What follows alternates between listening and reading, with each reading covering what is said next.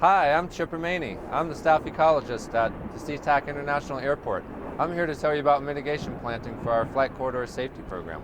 Here we are at one of the Flight Corridor Safety Program's obstruction removal areas that is very close to the elevation of the runway. What we wanted to do was revegetate the areas that we're clearing to make sure that they become stabilized and are self-perpetuating into the future.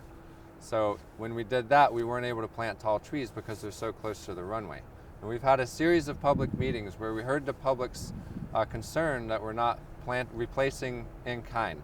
To address that community concern, we've selected some additional sites farther away from the runway and lower in elevation where we can actually install a number of those taller native species. We have one site in the Des Moines Creek Basin and one site in the Miller Creek Basin.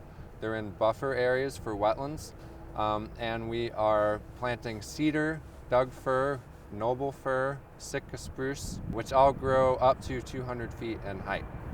In the northern part of the airport, there are a number of wetlands directly adjacent to the runway. These areas tend to be really low lying, more than 150 feet below the runway. So in these areas, we're able to plant taller native tree species like the public asked us to do.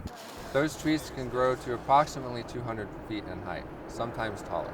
So we are very close to the runway, but no, those trees will not become obstructions in the future.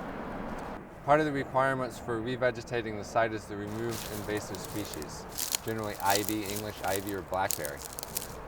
We also want to make sure that we're establishing the trees, not just that we're putting them in the ground, but they actually survive and thrive.